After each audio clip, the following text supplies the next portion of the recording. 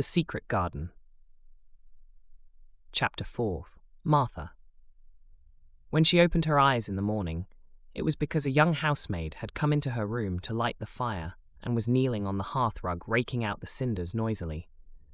Mary lay and watched her for a few moments, and then began to look about the room. She had never seen a room at all like it, and thought it curious and gloomy. The walls were covered with tapestry, with a forest scene embroidered on it. There were fantastically dressed people under the trees, and in the distance there was a glimpse of the turrets of a castle. There were hunters and horses and dogs and ladies. Mary felt as if she were in the forest with them. Out of a deep window she could see a great climbing stretch of land, which seemed to have no trees on it, and to look rather like an endless, dull, purplish sea. "What is that?" she said, pointing out of the window. Martha, the young housemaid, who had just risen to her feet, looked and pointed also. "That there," she said.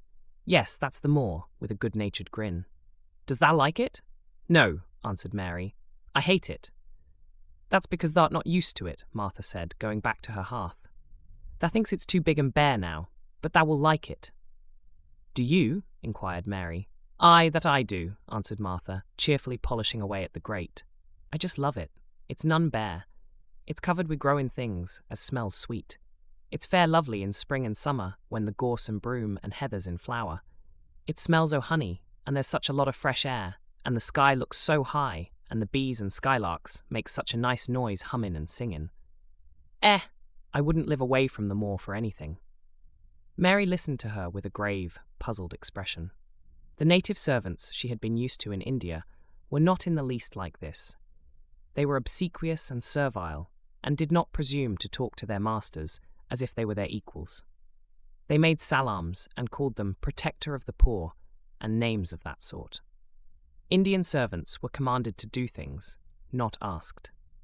It was not the custom to say please and thank you, and Mary had always slapped her ayah in the face when she was angry.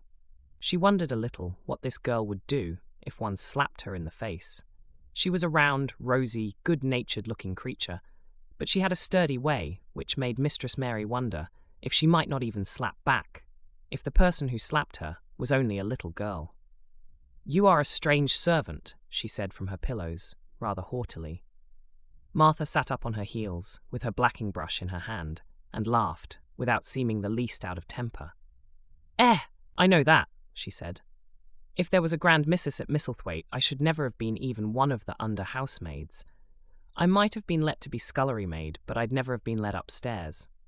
I'm too common, and I talk too much Yorkshire. But this is a funny house for all it's so grand. Seems like there's neither master nor mistress except Mr. Pitcher and Mrs. Medlock. Mr. Craven, he won't be troubled about anything when he's here, and he's nearly always away. Mrs. Medlock gave me the place out of kindness. She told me she could never have done it if Misselthwaite had been like other big houses." "Are you going to be my servant?" Mary asked, still in her imperious little Indian way. Martha began to rub her grate again. "I'm Mrs. Medlock's servant," she said stoutly. "And she's Mr. Craven's, but I'm to do the housemaid's work up here and wait on you a bit, but you won't need much waiting on. Who is going to dress me?" "Prosody," demanded Mary. Martha sat up on her heels again and stared. She spoke in broad Yorkshire in her amazement. "Canna tha dress thysen?" she said. "What do you mean? I don't understand your language," said Mary. I forgot," Martha said. "Mrs. Medlock told me I'd have to be careful, or you wouldn't know what I was saying. I mean, can't you put on your own clothes?" "No," answered Mary, quite indignantly. "I never did in my life. My ayah dressed me, of course." "Well," said Martha, evidently not in the least aware that she was impudent, "it's time thou should learn. Thou cannot begin younger. It'll do thee good to wait on thysen a bit. My mother always said she couldn't see why grand people's children didn't turn out fair fools, what with nurses and being washed and dressed and took out to walk as if they was puppies." "It is different in India," said Mistress Mary disdainfully. She could scarcely stand this. But Martha was not at all crushed. I can see it's different," she answered almost sympathetically. "I dare say it's because there's such a lot of blacks there instead of respectable white people. When I heard you was coming from India, I thought you was a black too." Mary sat up in bed furious. "What?" she said. "What? You thought I was a native? You daughter of a pig." Martha stared and looked hot. "Who are you calling names?" she said. "You needn't be so vexed. That's not the way for a young lady to talk. I've nothing against the blacks. When you read about 'em in tracts, they're always very religious. You always read as a black's a man and a brother. I've never seen a black, and I was fair pleased to think I was going to see one close. When I come in to light your fire this morning, I crept up to your bed and pulled the cover back careful to look at you. And there you was, disappointedly. No more black than me, for all you're so yeller." Mary did not even try to control her rage and humiliation. "You thought I was a native. You dared. You don't know anything about natives. They are not people. They're servants who must salaam to you. You know nothing about India. You know nothing about anything."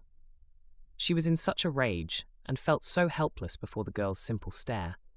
And somehow she suddenly felt so horribly lonely and far away from everything she understood and which understood her, that she threw herself face downward on the pillows and burst into passionate sobbing. She sobbed so unrestrainedly that good-natured Yorkshire Martha was a little frightened and quite sorry for her. She went to the bed and bent over her. You mustn't cry like that there," she begged. "You mustn't for sure.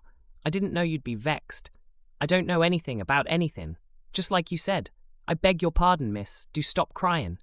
There was something comforting and really friendly in her queer Yorkshire speech and sturdy way which had a good effect on Mary. She gradually ceased crying and became quiet. Martha looked relieved. "It's time for thee to get up now," she said. "Mrs. Medlock said I was to carry that breakfast and tea and dinner into the room next to this. It's been made into a nursery for thee. I'll help thee on with thy clothes if they'll get out of bed. If the buttons are at the back there, cannot button them up thyself." When Mary at last decided to get up, the clothes Martha took from the wardrobe were not the ones she had worn when she arrived the night before with Mrs. Medlock. "Those are not mine," she said. "Mine are black." She looked the thick white wool coat and dress over, and added with cool approval, "Those are nicer than mine." "These are the ones thou must put on," Martha answered. "Mr. Craven ordered Mrs. Medlock to get 'em in London. He said I won't have a child dressed in black wandering about like a lost soul, he said. It'd make the place sadder than it is. Put colour on her. Mother, she said she knew what he meant. Mother always knows what a body means. She doesn't hold with black herself. "I hate black things," said Mary. The dressing process was one which taught them both something. Martha had buttoned up her little sisters and brothers, but she had never seen a child who stood still and waited for another person to do things for her, as if she had neither hands nor feet of her own. "Why doesn't thee put on their own shoes?" she said when Mary quietly held out her foot. "My ayah did it," answered Mary, staring. "It was the custom." She said that very often. It was the custom. The native servants were always saying it. If one told them to do a thing their ancestors had not done for 1,000 years, they gazed at one mildly and said, "It is not the custom." And one knew that was the end of the matter. It had not been the custom that Mistress Mary should do anything but stand and allow herself to be dressed like a doll. But before she was ready for breakfast, she began to suspect that her life at Misselthwaite Manor would end by teaching her a number of things quite new to her. Things such as putting on her own shoes and stockings and picking up things she let fall. If Martha had been a well-trained fine young lady's maid, she would have been more subservient and respectful, and would have known that it was her business to brush hair and button boots and pick things up and lay them away. She was, however, only an untrained Yorkshire rustic who had been brought up in a moorland cottage with a swarm of little brothers and sisters who had never dreamed of doing anything but waiting on themselves and on the younger ones who were either babies in arms or just learning to totter about and tumble over things. If Mary Lennox had been a child who was ready to be amused, she would perhaps have laughed at Martha's readiness to talk, but Mary only listened to her coldly and wondered at her freedom of manner. At first she was not at all interested, but gradually, as the girl rattled on in her good-tempered, homely way, Mary began to notice what she was saying. You should see 'em all," she said. There's 12 of us, and my father only gets 16 shilling a week. I can tell you my mother's put to it to get porridge for 'em all. They tumble about on the moor and play there all day, and mother says the air of the moor fattens 'em. She says she believes they eat the grass same as the wild ponies do. Our Dickon, he's 12 years old, and he's got a young pony he calls his own." "Where did he get it?" asked Mary. "He found it on the moor with its mother when it was a little one, and he began to make friends with it, and give it bits of bread and pluck young grass for it. And it got to like him, so it follows him about, and it lets him get on its back. Dickon's a kind lad, and animals likes him." Mary had never possessed an animal pet of her own, and had always thought she should like one. So she began to feel a slight interest in Dickon, and as she had never before been interested in anyone but herself, it was the dawning of a healthy sentiment. When she went into the room, which had been made into a nursery for her, she found that it was rather like the one she had slept in. It was not a child's room, but a grown-up person's room, with gloomy old pictures on the walls and heavy old oak chairs. A table in the centre was set with a good substantial breakfast. But she had always had a very small appetite, and she looked with something more than indifference at the first plate Martha set before her. "I don't want it," she said. "That doesn't want thy porridge." Martha exclaimed incredulously. "No, that doesn't know how good it is. Put a bit of treacle on it, or a bit of sugar." "I don't want it," repeated Mary. Said Martha. "I can't abide to see good victuals go to waste. If our children was at this table, they'd clean it bare in 5 minutes. "Why?" said Mary coldly. "Why?" echoed Martha. "Because they scarce ever had their stomachs full in their lives. They're as hungry as young hawks and foxes." "I don't know what it is to be hungry," said Mary, with the indifference of ignorance. Martha looked indignant. "Well, it would do thee good to try it. I can see that plain enough," she said outspokenly. "I've no patience with folk as sits and just stares at good bread and meat. My word, don't I wish Dickon and Phil and Jane and the rest of 'em had what's here under their pinafores." "Why don't you take it to them?" suggested Mary. "It's not mine," answered Martha stoutly. "And this isn't my day out. I get my day out once a month, same as the rest. Then I go home and clean up for mother and give her a day's rest." Mary drank some tea and ate a little toast and some marmalade. "You wrap up warm and run out and play, you," said Martha. "It'll do you good and give you some stomach for your meat." Mary went to the window. There were gardens and paths and big trees, but everything looked dull and wintry. "Out! Why should I go out on a day like this?" "Well, if thou doesn't go out, thou'd have to stay in, and what has thou got to do?" Mary glanced about her. There was nothing to do. When Mrs. Medlock had prepared the nursery, she had not thought of amusement. Perhaps it would be better to go and see what the gardens were like. "Who will go with me?" she inquired. Martha stared. "You'll go by yourself," she answered. "You'll have to learn to play like other children does when they haven't got sisters and brothers. Our Dickon goes off on the moor by himself and plays for hours. That's how he made friends with the pony. He's got sheep on the moor that knows him, and birds as comes and eats out of his hand. However little there is to eat, he always saves a bit of his bread to coax his pets." It was really this mention of Dickon which made Mary decide to go out, though she was not aware of it. There would be birds outside, though there would not be ponies or sheep. They would be different from the birds in India, and it might amuse her to look at them. Martha found her coat and hat for her, and a pair of stout little boots, and she showed her her way downstairs. "If thou goes round that way, they'll come to the gardens," she said, pointing to a gate in a wall of shrubbery. "There's lots of flowers in summertime, but there's nothing bloomin' now." She seemed to hesitate a second before she added, "One of the gardens is locked up. No one has been in it for 10 years. "Why?" asked Mary in spite of herself. Here was another locked door added to the 100 in the strange house. Mr. Craven had it shut when his wife died so sudden.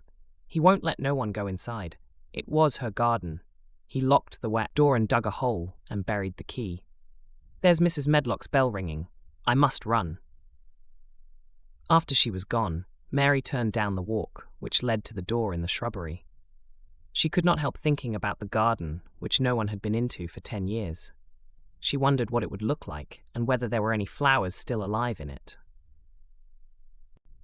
When she had passed through the shrubbery gate, she found herself in great gardens, with wide lawns and winding walks with clipped borders.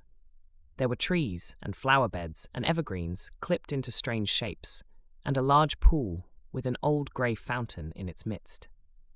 But the flower beds were bare and wintry, and the fountain was not playing. This was not the garden which was shut up. How could a garden be shut up? You could always walk into a garden. She was just thinking this when she saw that, at the end of the path she was following, there seemed to be a long wall, with ivy growing over it. She was not familiar enough with England to know that she was coming upon the kitchen gardens where the vegetables and fruit were growing.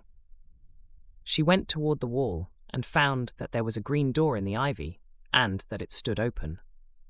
This was not the closed garden, evidently, and she could go into it. She went through the door and found that it was a garden with walls all round it, and that it was only one of several walled gardens which seemed to open into one another. She saw another open green door, revealing bushes and pathways between beds containing winter vegetables. Fruit trees were trained flat against the wall, and over some of the beds there were glass frames. The place was bare and ugly enough, Mary thought, as she stood and stared about her. It might be nicer in summer when things were green, but there was nothing pretty about it now.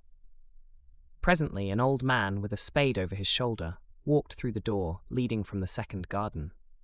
He looked startled when he saw Mary, and then touched his cap. He had a surly old face, and did not seem at all pleased to see her. But then she was displeased with his garden, and wore her quite contrary expression, and certainly did not seem at all pleased to see him. "What is this place?" she asked. "One of the kitchen gardens," he answered. "What is that?" said Mary, pointing through the other green door. "Another of 'em," shortly. "There's another on t'other side of the wall, and there's the orchard t'other side of that." "Can I go in them?" asked Mary. "If thou likes, but there's nowt to see." Mary made no response. She went down the path and through the second green door.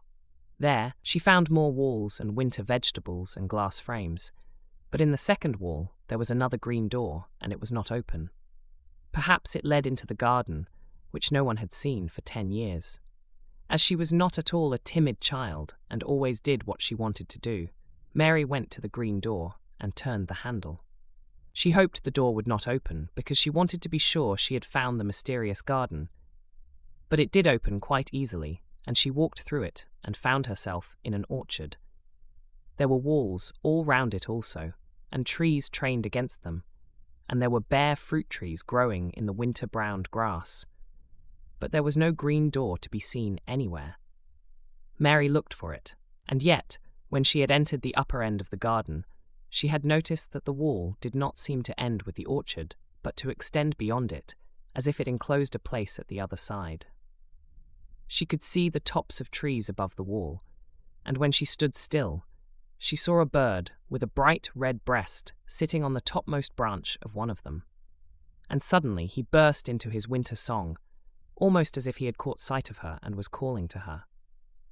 She stopped and listened to him, and somehow his cheerful, friendly little whistle gave her a pleased feeling. Even a disagreeable little girl may be lonely, and the big closed house and big bare moor and big bare gardens had made this one feel as if there was no one left in the world but herself. If she had been an affectionate child who had been used to being loved, she would have broken her heart. But even though she was Mistress Mary quite contrary, she was desolate, and the bright-breasted little bird brought a look into her sour little face, which was almost a smile. She listened to him until he flew away. He was not like an Indian bird, and she liked him, and wondered if she should ever see him again. Perhaps he lived in the mysterious garden, and knew all about it. Perhaps it was because she had nothing whatever to do that she thought so much of the deserted garden. She was curious about it, and wanted to see what it was like. Why had Mr. Archibald Craven buried the key? If he had liked his wife so much, why did he hate her garden? She wondered if she should ever see him, but she knew that if she did, she should not like him, and he would not like her, and that she should only stand and stare at him and say nothing, though she should be wanting dreadfully to ask him why he had done such a queer thing. People never like me, and I never like people, she thought. And I never can talk as the Crawford children could. They were always talking and laughing and making noises. She thought of the robin, and of the way he seemed to sing his song at her. And as she remembered the treetop he perched on, she stopped rather suddenly on the path. I believe that tree was in the secret garden. I feel sure it was, she said. There was a wall round the place, and there was no door. She walked back into the first kitchen garden she had entered, and found the old man digging there. She went and stood beside him and watched him a few moments in her cold little way. He took no notice of her, and so at last she spoke to him. I have been into the other gardens, she said. There was nothing to prevent thee, he answered crustily. I went into the orchard. There was no dog at the door to bite thee, he answered. There was no door there into the other garden, said Mary. What garden? He said in a rough voice, stopping his digging for a moment. The one on the other side of the wall, answered Mistress Mary. There are trees there. I saw the tops of them. A bird with a red breast was sitting on one of them, and he sang. To her surprise, the surly old weather-beaten face actually changed its expression. A slow smile spread over it, and the gardener looked quite different. It made her think that it was curious how much nicer a person looked when he smiled. She had not thought of it before. He turned about to the orchard side of his garden and began to whistle, a low, soft whistle. She could not understand how such a surly man could make such a coaxing sound. Almost the next moment, a wonderful thing happened. She heard a soft little rushing flight through the air, and it was the bird with the red breast flying to them. And he actually alighted on the big clod of earth, quite near to the gardener's foot. Here he is, chuckled the old man, and then he spoke to the bird as if he were speaking to a child. Where has thou been, that cheeky little beggar? He said. I've not seen thee before today. Has thou begun the court in this early in the season? Thou'rt too forrad. The bird put his tiny head on one side and looked up at him with his soft, bright eye, which was like a black dewdrop. He seemed quite familiar and not the least afraid. He hopped about and pecked the earth briskly, looking for seeds and insects. It actually gave Mary a queer feeling in her heart, because he was so pretty and cheerful and seemed so like a person. He had a tiny, plump body and a delicate beak and slender, delicate legs. Will he always come when you call him? She asked, almost in a whisper. Aye, that he will. I've knowed him ever since he was a fledgling. He come out of the nest in the other garden, and when first he flew over the wall, he was too weak to fly back for a few days, and we got friendly. When he went over the wall again, the rest of the brood was gone, and he was lonely, and he come back to me. What kind of a bird is he? Mary asked. Doesn't thou know?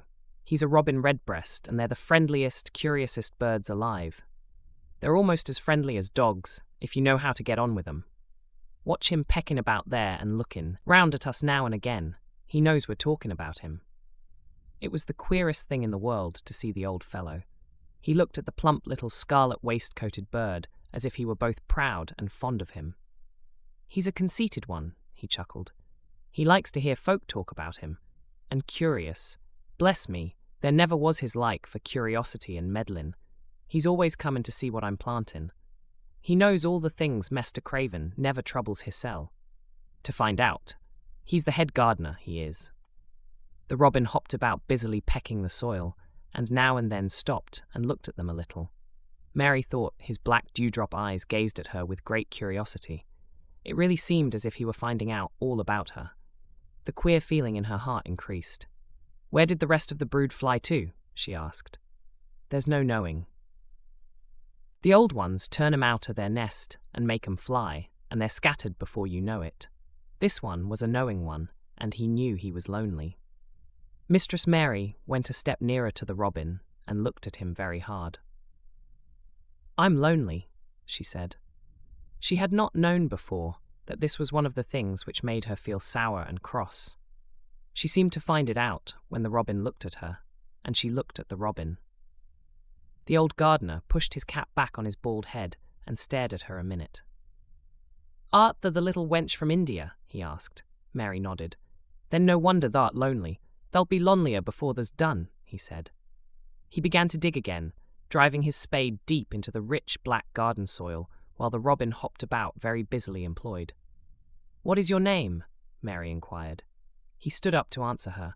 "Ben Weatherstaff," he answered, and then he added with a surly chuckle, "I'm lonely myself, except when he's with me," and he jerked his thumb toward the robin. "He's the only friend I've got." "I have no friends at all," said Mary. "I never had. My ayah didn't like me, and I never played with anyone." It is a Yorkshire habit to say what you think with blunt frankness, and old Ben Weatherstaff was a Yorkshire moorman. "Tha and me are a good bit alike," he said. "We was wove out of the same cloth. We're neither of us good-looking, and well, we're both of us as sour as we look. We've got the same nasty tempers, both of us, I'll warrant." This was plain speaking, and Mary Lennox had never heard the truth about herself in her life. Native servants always salamed and submitted to you, whatever you did. She had never thought much about her looks, but she wondered if she was as unattractive as Ben Weatherstaff, and she also wondered if she looked as sour as he had looked before the robin came. She actually began to wonder also if she was nasty-tempered. She felt uncomfortable. Suddenly, a clear rippling little sound broke out near her, and she turned round. She was standing a few feet from a young apple tree, and the robin had flown onto one of its branches and had burst out into a scrap of a song. Ben Weatherstaff laughed outright. "What did he do that for?" asked Mary. "He's made up his mind to make friends with thee," replied Ben. "Dang me if he hasn't took a fancy to thee." "To me," said Mary, and she moved toward the little tree softly and looked up. "Would you make friends with me?" she said to the robin, just as if she was speaking to a person. "Would you?" And she did not say it either in her hard little voice or in her imperious Indian voice, but in a tone so soft and eager and coaxing that Ben Weatherstaff was as surprised as she had been when she heard him whistle.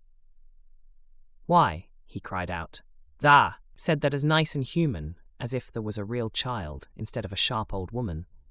Thou said it almost like Dickon talks to his wild things on the moor." "Do you know Dickon?" Mary asked, turning round rather in a hurry. "Everybody knows him. Dickon's wandering about everywhere. The very blackberries and heather bells knows him. I warrant the foxes shows him where their cubs lies, and the skylarks doesn't hide their nests from him." Mary would have liked to ask some more questions. She was almost as curious about Dickon as she was about the deserted garden. But just that moment the robin, who had ended his song, gave a little shake of his wings, spread them, and flew away. He had made his visit and had other things to do. "He has flown over the wall," Mary cried out, watching him. "He has flown into the orchard. He has flown across the other wall, into the garden where there is no door." "He lives there," said old Ben. "He came out of the egg there. If he's courtin', he's making up to some young madam of a robin that lives among the old rose trees there." "Rose trees," said Mary. "Are there rose trees?" Ben Weatherstaff took up his spade again and began to dig. "There was 10 year ago," he mumbled. "I should like to see them," said Mary. "Where is the green door? There must be a door somewhere." Ben drove his spade deep and looked as uncompanionable as he had looked when she first saw him. "There was 10 year ago, but there isn't now," he said. "No door," cried Mary. "There must be." "None, as anyone can find, and none as is anyone's business. Don't you be a meddlesome wench and poke your nose where it's no cause to go. Here, I must go on with my work. Get you gone and play you. I've no more time." And he actually stopped digging, threw his spade over his shoulder, and walked off, without even glancing at her or saying goodbye.